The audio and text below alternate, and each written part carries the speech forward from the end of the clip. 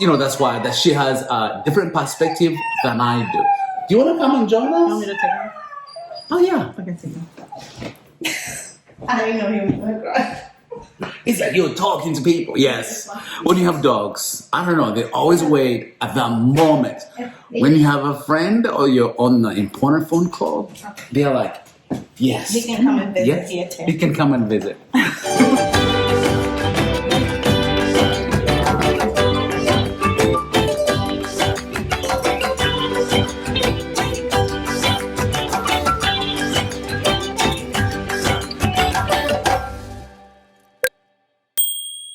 This weekend, I and my kids visited one of our best friends. She's called Milena.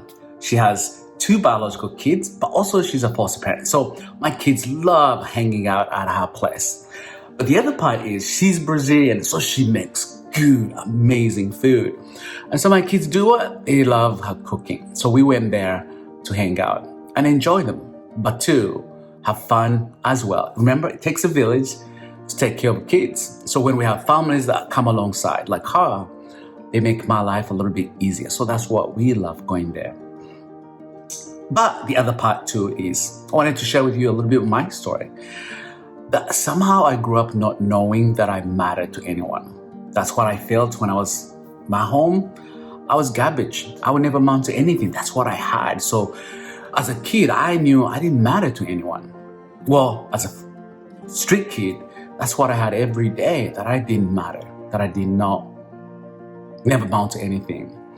But the person, the family that took me in really began to show me that I mattered to them. That I was somebody, that even when I could not see my own potential, that they saw potential in me. And they gave me that. And I excelled in life, I excelled in school because they showed me I mattered. And that's what I do for kids in the foster care system as well. That we want to say they matter. They're somebody. Sometimes they're judged. Sometimes they're looked at as a by the way. But for me, they remind me of my childhood. As someone who changed my life, didn't see how dirty I was, didn't see the baggage, the trauma I came with. Just saw a little kid that I needed love. And that's how we approach foster care.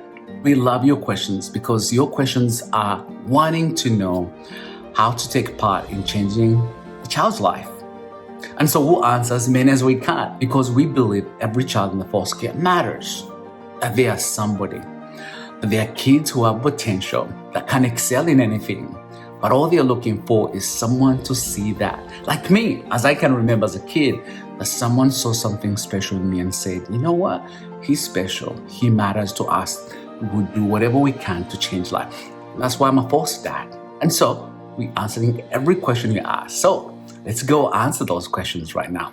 Guys, you all know I'm single. So sometimes I don't know how to handle some issues. So, you know, where like she comes in as a mother role for my son, you know, I can teach him how to treat, you know, and respect women, but sometimes a female can talk better for him than I can. So that's when she comes in, I'm like, true. I got a problem. Could you talk to my son or help me how I should handle this? And it really makes the journey easier and fun when you have friends and families you trust. So the reason why we're here, you guys ask a million questions. So since we are both families, since we are both foster parents, we can answer. We don't have all the answers, but we'll answer them on how we understand them, the best we can. Yeah. Or here's the take you're gonna take. You know, as I said, I'm a single dad, and I tend to take a little bit of older kids, while for her she's had siblings and younger. Yeah. So she has a different experience than I do. Yeah. I'm also licensed through an agency, you know, while for her she's licensed direct through DSS. Yeah. So we have different experiences. So that's why we're really here to share. So we can answer your questions. You ready? I'm ready. All right. So Marco wants to know, have you ever had siblings that never got along? Yeah, absolutely. I mean, that happens all the time, even with my biological kids, you know, so it's no different. If it's biological or foster kids, you're always going to have sibling rivalry. That's normal. It's normal, yeah, absolutely. But to the other side, if you have, let's say, siblings, the oldest has always been taking care of them. So sometimes I think they they don't like, their sibling being the dad, the mom. And we also want to take that role away. So sometimes those can be conflicts that takes a while. That's true. Yes. Next question. Jack asks, how do you reassure your child that you love them equally?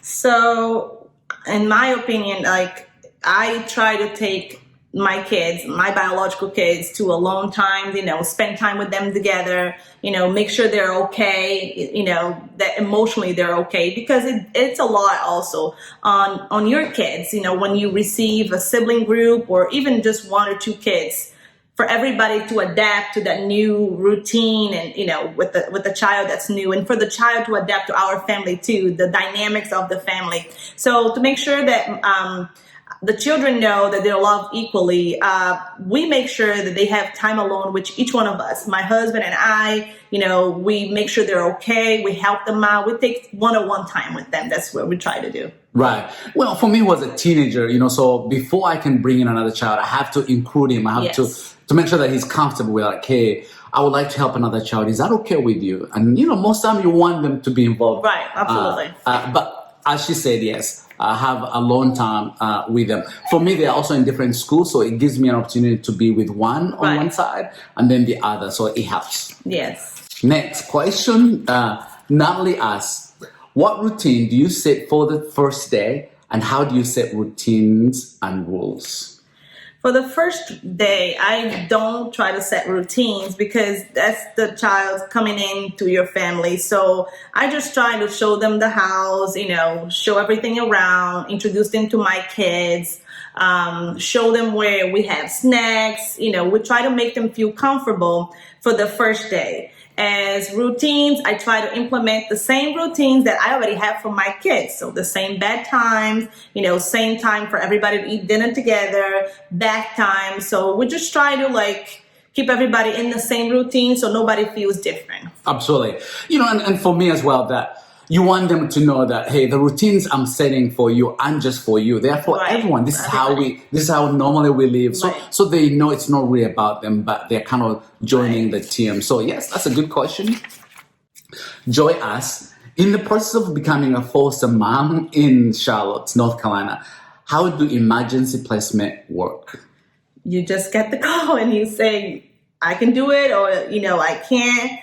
That's all. I mean, you just get the call and then they say, okay, we have this child right now that needs to be placed. The child is this many years old, and that's the name of the child. That's all you get. That's all the information you get, how old they are, their name.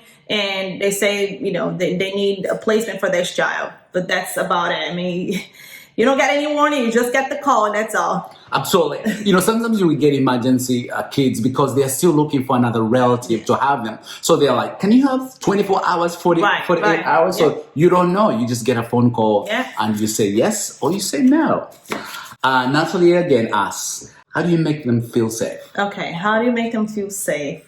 Well, for the first night when they come, we try to ask them, do you want me to read a book for you? Or do you like to sleep with music? You try to give them a little stuffed animal, a little blanket. For that first night, at least, we try to make them feel comfortable and at peace. Usually the first night it's a little bit more unease, because they're scared, they don't know you. So that's how we do it. But, as time goes on, I just try to make sure that they know I'm always going to be there. I'm not going to let them down. Because I've had kids that have been passed around many families. And when they get to me, they're like, oh, okay, well, we're just going to be here temporarily anyways, because she's going to let us down. She's not going to be able to handle all behaviors. And we're just here for the moment. Right. So I try to make sure that they know that they're not here just for the moment. I'm here for the long haul, and I'm here for them. So I think that makes them feel safe. Yes, absolutely. Asking them, what do you like? What did mom do before you went to bed? So they know you're inquiring, so you can make them feel better. Yeah, absolutely. Feel safe. Yes. Good question. Christina asks, what kind of prep, if any, do the kids get before they get dropped off at the foster home? The kids really, unfortunately, they don't get much of any preparation. They are just told they're going to be going to Mr. Michael, Miss Melena's house, and they have a couple kids, and, you know, you're going to be there for now. So they pretty much just know our names and that they're going to be coming to live with us. So they don't get much of any information Absolutely, yeah. about what they're going. About where they're going. You know, also foster parents are very, very few. Right. You know, so sometimes by getting that foster parent, they have called about 20 and only the last one says, sure. Yeah. So it's not an easy road, but for the kid, there's no preparation at all. No. Yeah. Julie asks, do you receive a profile and time to decide if it will be a good fit? Is it ever an emergency placement? Okay, no, we don't get a profile. We just know the day, like how old they are, and we just know their name. That's all. I mean, even because DSS doesn't even know their story. You know, sometimes it's a situation where DSS is taking that child from their mom or dad or an aunt or a relative, and DSS doesn't know any behaviors or anything that's going on. So you can't say, oh, I'm not going to take a child that, you know, has autism or, you know, because sometimes DSS doesn't even know. So you don't get a profile. You don't know if it's going to be a good fit for your family at all. So you either say yes or no. And yes, we do get emergency placements. Yes, absolutely. Yeah. So you don't know, you know, there's no fit. There's no, you know, but I think for us as foster parents, you train and know anytime a phone call and needs a child needs a home, and that's all you can offer. But that's it. Yeah. No profile. No profile. Yeah. Pedro has a question that comes up often. Can you ask for a child of your own ethnicity? Yes, absolutely. You can. You know, I mean, I personally don't do that just because, first of all, we're like mixed here. You know, I'm Brazilian. My husband is American. So to ask for a child of our own ethnicity, it would limit us, you know, from like getting calls for a placement. And plus, you know, the children that are out there needing us, I mean, it doesn't matter, you know, where are they from, you know, what kind of ethnicity they have, you know, they just need a home to love them, to provide some stability, some security. So you can, yes, you can request. Personally, I don't think it's, you know, it defeats the purpose because, you know, you just want to provide a family to a kid that needs, you know, support. Absolutely. You know, I'm sorry, like this is how I think of it. Like you have a train about to derail or go off the cliff, you know, and there are people or kids being rescued. Do you just say, well, you're still on that train because you're a different color? Like I think we already know the kids in the foster care are already in a bad place, that they are coming from a hard place, that they need our help as quickly as possible. Absolutely, yeah. So when you select ethnicity, yes, you can, but it really limits the purpose why you want to help kids. But you can. Isabel asks, what is the application process like? It will depend on what the agency you're going through. I'm with DSS. He's with the private agency. I'm going to say it also depends on the state that you're at. For North Carolina, we do have to have MAP classes. And with the MAP classes, I think we do 10 weeks of training. Once a week is the training. And so we fill out the application. We do the MAP classes. And then you're going to have a home visit. You know, they come to see if you really have the space, how many beds you have available. So they're going to see if your family, if your home is ready for the children, you know, that might come.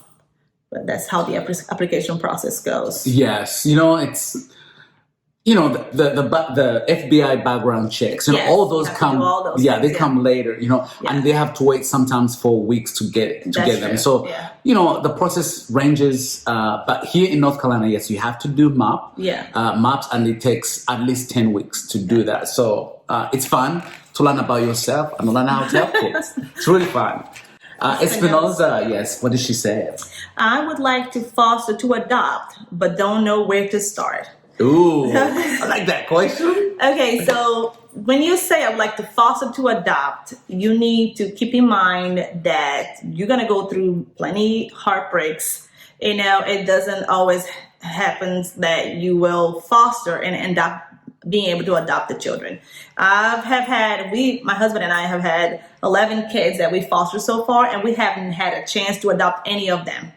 So we are here to foster, to provide a safe place for these children, support them, do whatever you can, give them love. We're always open to the possibility of adoption, but it's not always going to be a possibility. Like I said, from 11 kids, we haven't adopted any, so it's not always meant to be, and you just have to make sure that you know that with foster, it's not always going to go through that route that's going to end up in adoption. So. Absolutely. And we want the kids to go back to their parents when they get their acts together. But it's one of those, like for me, I signed up to be a foster parent first. So that's what I do. That's my goal. Then the adoption, if it happens, it happens. Yes. But, you know, as you said, I've fostered 14 and I've adopted one. And I could have adopted each one of them if they were open for adoption. So the best way to save yourself from trouble or headache is truly to say, I'm going to foster, but along the way, if it happens, it happens. But also sometimes you can avoid the foster and go straight to adoption. Yes, there are places where you can look for kids that are already available for adoption. Most of them are older kids, teens especially. So they do have websites that you can inquire about adopting a child that's already available for adoption. Absolutely, yeah. So there's the difference, But if you want to force to adopt, you have to be willing to get a foster parent first. And the headache that comes with that. Yep. Jonathan would like to know, can you choose gender age range? I can only see myself with a son like 5 to 12 years old. Yes, you can. You can. I mean, 5 to 12 years old is a good range. I'm sure you're going to get a call for a child that age. If you want specifically a son, yes, you can request that will be just a son. You can choose that. I mean, we don't select, we have an age range because we're trying to keep the kids younger than our biological kids. You can always choose the age that works better for your family, but yes, you can choose the age and the gender too. Yes, absolutely. So I'm single, so I feel comfortable having boys, but I can take a girl if the brother is coming alongside, But also for me, the girls have to be below the age of 7. So I can take girls, but they have to be below 7, and they have a brother. So that's kind of how I kind of go around it. I want to help, but the girl has to be little and has to come with a brother as well. Yeah. So yes, you can choose. Jonathan.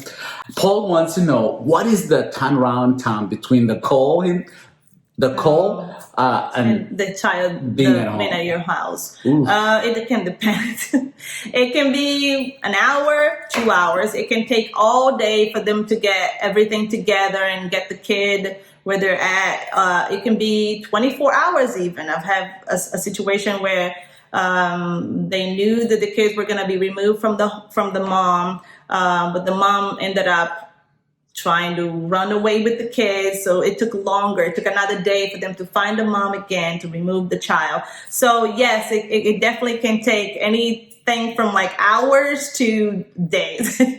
Right. I just don't know. Yeah, you don't know. So for me, once you're waiting, they tell you, keep your phone on, and you don't know what time. So it could be at 3 a.m. Yeah. I think all of my kids, almost 10 of them, showed up after midnight, So they said, keep your phone on. We might call you anytime, So the turnaround varies, Also, sometimes it would take longer because they were coming from a different county, which was 2 or 3 hours away. So by the time they get to your house, it's a little bit late. Yeah. So you can't, it's hard to know. But it could be 10 minutes, 30 minutes, a day, or 2 days.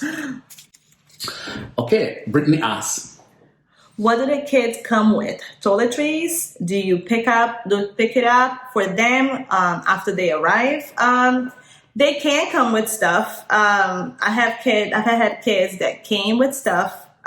It wasn't always very clean, so I ended up buying our own toiletries and just basic stuff, towels and even clothes too. There are kids that I've had that didn't come with anything. So my worries. That didn't come with anything. So, I have had kids that came with car seats, bags of clothes. You just don't know. You have to be prepared. Absolutely. Always assume they're coming with nothing. Yes. It's the best way to prepare, that so let's say if you're looking for the age below 5, you want to make sure that you always have a car seat, you know, because you don't know if it's gonna come with it or not, or they're gonna come with their garbage, you know, stuff in the garbage bin, garbage bags, garbage bags. So you don't know, but the best way to do it is always be prepared for anything.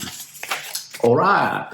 Debbie asks, do you meet the child first, or do they just call and ask if you can take them? No, you don't meet any kids first. Nope. They just call you. They say, we have a sibling set of 3, ages 3, 4, and 7, and can you take them? That's all. That's all. And most time, even the person calling you has never met us. Yes. So they don't know who I am. They just know I'm a single male. That's it. You know, oh, I'm a single male with a teenager. That's all. So you don't usually get any preparation at all. No. It's a phone call, you take it or you leave it. Yep. There's no preparation at all. No. Katie asks, how do you set boundaries and expectations without being overbearing? Okay, so the boundaries, you know, you're going to try to set the same boundaries that you already have for your kids, if you have kids, you know.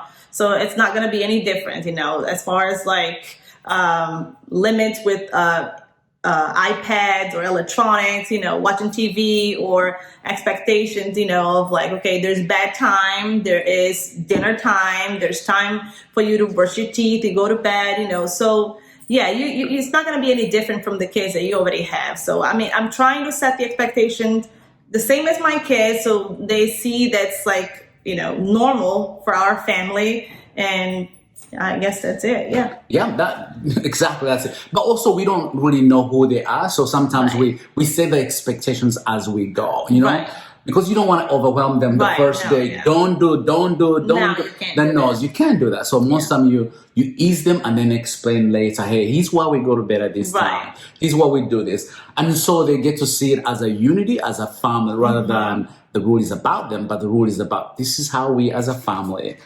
live. Yes. You all ask questions all over the world, and we made part 1 and part 2 is coming. Speaking of all over the world, I got a birthday gift from Samia. Sorry if I said your name wrong. And it says, happy birthday, Kai. Sending lots of love from the United Kingdom. Yay! Wow. I also got a gift from Krista, who said, hello, you are an amazing, loving family, and you bring such joy to the world. Thank you for sharing your adventures. Here's a little something so Peter doesn't have to cook. Yes, I don't have Hugs from Ecuador, an admiring fan from Krista. And then we got Taco Bell. And you don't have to cook. I just wanted to say thank you guys for all the birthday presents. I very excitingly appreciate them. Yes, absolutely. Talk about Crystal. She's amazing. Crystal from Ecuador also sent something for you guys. Surprise, surprise. You got this. Don't look. Just wait. Okay, now you can look. You can open. But we gotta share. Yes. That it's quite cool. We love it whenever you comment on our videos, so don't forget to subscribe, hit that notification bell, and don't forget to continue commenting on our videos and viewing them. And thank you all. Bye. I thank you. These are mine. No. No. These are mine. Come on. I got this. Yes, I got this.